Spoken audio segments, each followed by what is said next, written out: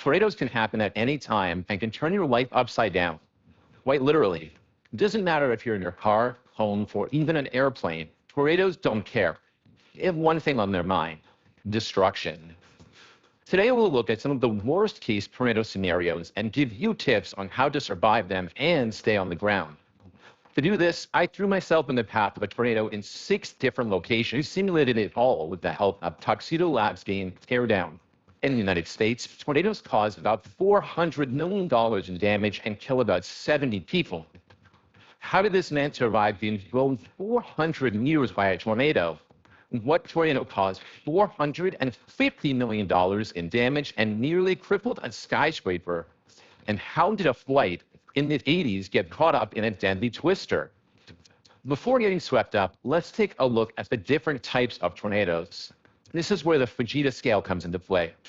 The scale, named after Dr. T. Theodore Fujita, a meteorologist and professor at the University of Chicago, was created in 1971 to determine the strength and potential danger of different tornadoes. For nearly 40 years, tornadoes were ranked by wind speed from F0 to F5. The F stands for Fujita. After years of research, this scale was updated in 2007. The new official name for tornado potency is the Enhanced Fujita Scale, with tornadoes ranked EF0 to EF5, with the most severe wind speeds surpassing 320 kilometers an hour. You can only imagine how much damage an EF5 tornado is capable of. And although they're rare, there have been 67 of them reported worldwide, 59 in the United States alone.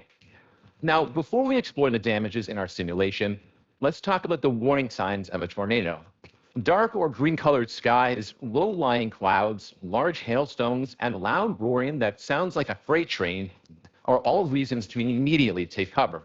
You should also listen to your local news stations, an NOAA weather radio station, or even the internet to see if any information is available.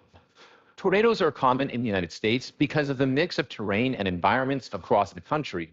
Specifically, warm, dry air from the southwest, when mixed with warm, moist air from the Gulf of Mexico and cold air from the northern Rockies, is a recipe for disaster.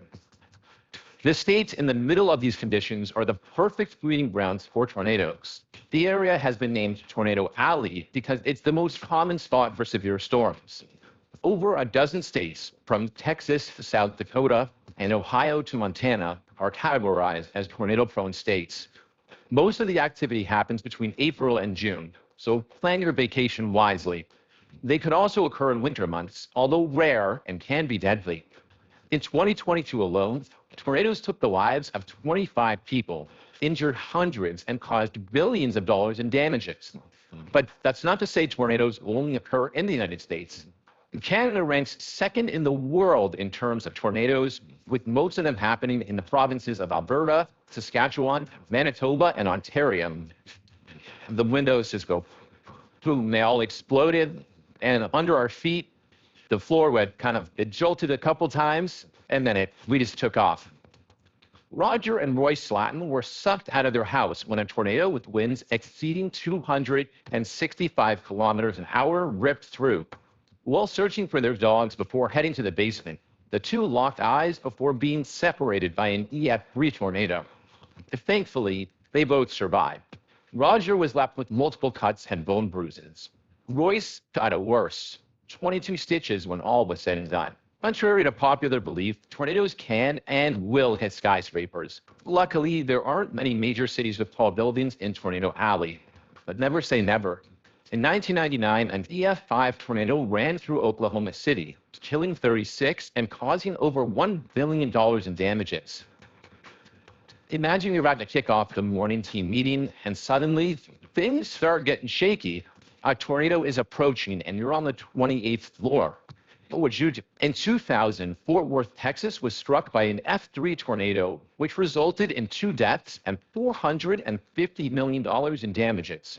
The 35-story Bank One tower was significantly damaged. 80% of its windows were ripped out and scattered throughout the downtown core.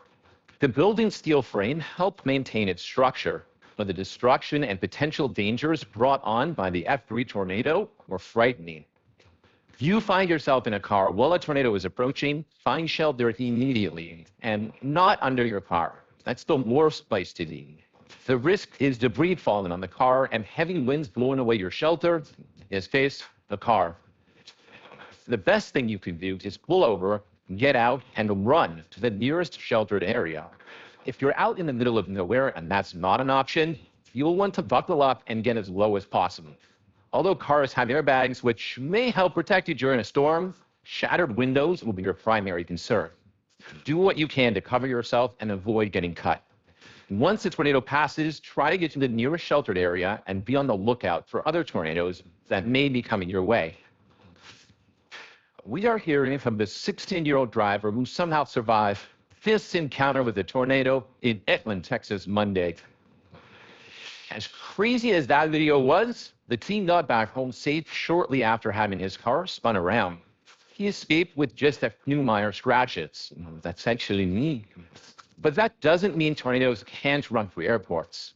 That's a different story. In April 2024, a tornado touched down in Omaha, Nebraska, destroying several hangars and aircraft.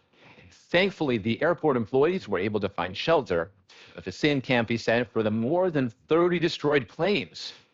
Of course, we're not talking about commercial planes that can seat hundreds. Instead, we're looking at propeller planes, which seat anywhere from 1 to maybe a dozen people. But you'll likely never fly through a tornado, at least I hope not. There are some safety tips if you run into turbulence, a common occurrence on most flights. First things first, fasten your seatbelt. If anything happened, you wouldn't want to be lifted out of your seat. Listen to the crew and cabin members on board and try to limit your movement around the aircraft. Stay calm. You're flying with professionals, and freaking out may only make things worse. In most cases, the turbulence will pass after a few moments, and you'll arrive at your destination safe and sound. Sadly, this wasn't the case in the 80s for NLM City Hopper Flight 431 and the 17 lost souls on board. Aware of the thunderstorms, the two pilots didn't plan to delay their flight. As far as everyone was concerned, they would fly around it.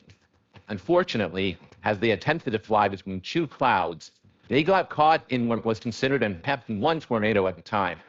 Although it was the second lowest ranking, and is still capable of winds up to 177 kilometers an hour. The strong winds tore off the right wing and ignited the plane's ruptured fuel tanks. The airliner plunged out of the sky and slammed into the ground, killing everyone on board.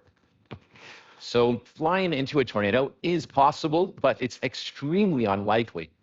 Thankfully, we have far better systems now to detect these terrible twisters.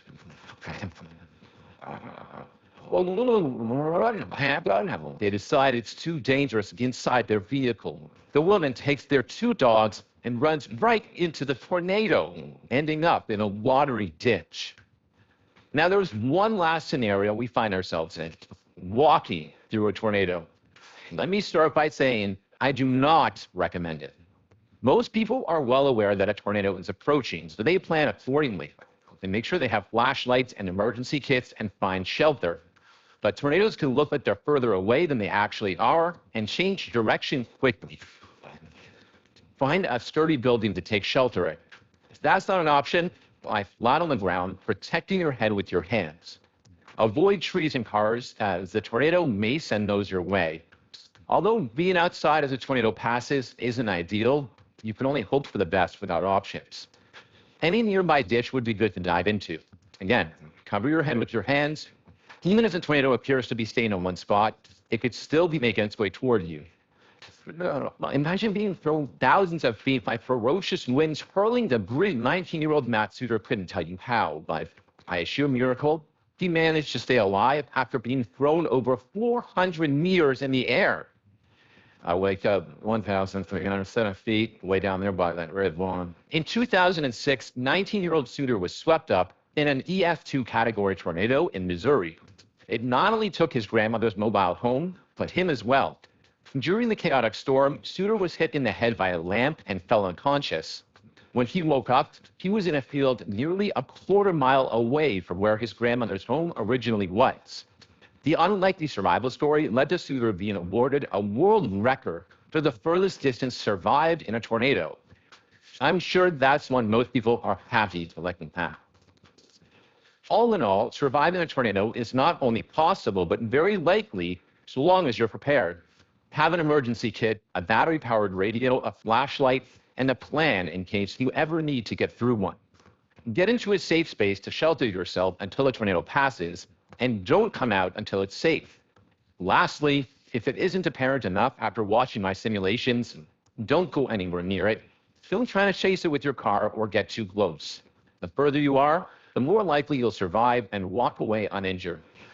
Tornadoes can be devastating, but it's nowhere near the level of damage a hurricane can do.